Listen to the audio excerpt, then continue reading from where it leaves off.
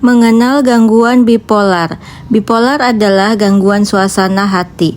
Artinya, orang yang punya bipolar bisa mengalami perubahan perasaan yang sangat ekstrim. Kadang mereka sangat merasa bersemangat, penuh energi, bicara cepat, dan ingin melakukan banyak hal. Ini disebut episode mania. Tapi di waktu lain mereka bisa merasa sangat sedih, tidak punya semangat, merasa tidak berharga, bahkan ingin menyakiti dirinya sendiri. Ini disebut episode depresi. Episode depresi ini bisa terjadi kapan saja kepada gangguan bipolar. Menurut buku panduan resmi DSM-5, bipolar dibagi menjadi 3 jenis. Bipolar 1 ada episode mania penuh, bisa disertai depresi. Yang kedua adalah bipolar 2, ada depresi berat dan episode mania yang lebih ringan, namanya hipomania. Dan yang ketiga adalah siklotimia, suasana hati naik turun ringan tapi terus menerus selama 2 tahun. Kita ambil contoh nyata dari artis dunia, Demi Lovato. Waktu remaja, Demi sempat mengalami masa-masa di mana dia sangat aktif, tidak bisa diam, bisa kerja berjam-jam tanpa tidur, dan merasa dirinya hebat. Tapi tiba-tiba ia masuk ke fase depresi, merasa hancur dan bahkan menyakiti dirinya sendiri atau self-harm. Setelah menjalani terapi dan pemeriksaan profesional, dia didiagnosis mengalami gangguan bipolar.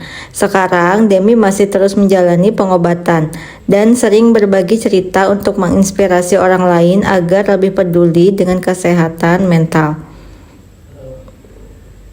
Penyebab gangguan bipolar tidak bisa dijelaskan dari satu hal saja, biasanya gabungan dari genetik atau keturunan, kalau ada keluarga yang juga bipolar, perubahan kimia otak, pengalaman hidup berat seperti trauma, atau tekanan besar lingkungan sekitar. Misalnya tekanan kerja, keluarga, atau sosial.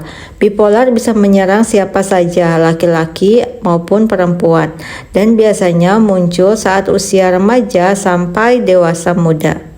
Berikut ini adalah analisis dengan 4 teori psikologi, yaitu teori psikoanalisis. Menurut Freud, bipolar bisa terjadi karena konflik di dalam diri kita antara dorongan id, pengaturan diri ego, dan suara hati superego.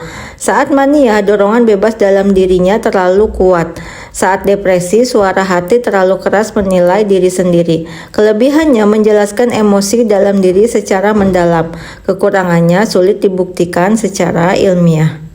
Teori yang kedua adalah teori behaviorism. Teori ini melihat bipolar dari perilaku yang dipelajari.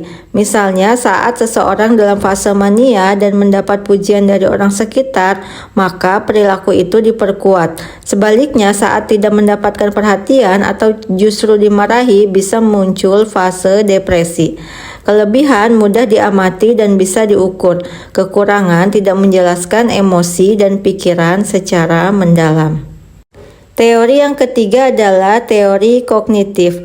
Teori ini melihat bipolar dari cara berpikir seseorang. Orang bipolar punya pola pikir ekstrim. Contohnya, saya bisa melakukan semuanya saat mania dan saya tidak berguna saat depresi. Kelebihannya bisa digunakan untuk terapi CBT atau terapi pikiran. Kekurangannya tidak membahas faktor biologis. Yang keempat adalah teori humanistik. Menurut Rogers, bipolar bisa muncul saat seseorang merasa tidak bisa jadi dirinya sendiri. Misalnya, karena tekanan lingkungan, ia harus selalu tampil sempurna. Saat gagal, ia merasa sangat buruk. Kelebihan fokus pada potensi manusia. Kekurangan kurang cocok untuk gangguan yang berat seperti bipolar. Selanjutnya pengobatan dan harapan. Sampai sekarang bipolar belum bisa disembuhkan secara total, namun bisa dikendalikan dengan cara obat-obatan seperti mood stabilizer, terapi psikologi seperti CBT atau terapi keluarga. Gaya hidup sehat, tidur cukup, pola makan, dan manajemen stres yang paling penting, dukungan dari keluarga dan teman itu sangat berarti. Dengan bantuan yang tepat, orang dengan bipolar bisa hidup normal dan sukses. Kesimpulannya, bipolar bukan sekedar mood swing. Ini adalah kondisi medis yang serius. Dengan pemahaman dan bantuan yang tepat, penderita bisa bangkit dan menjalani hidupnya dengan baik. Terima kasih sudah menonton.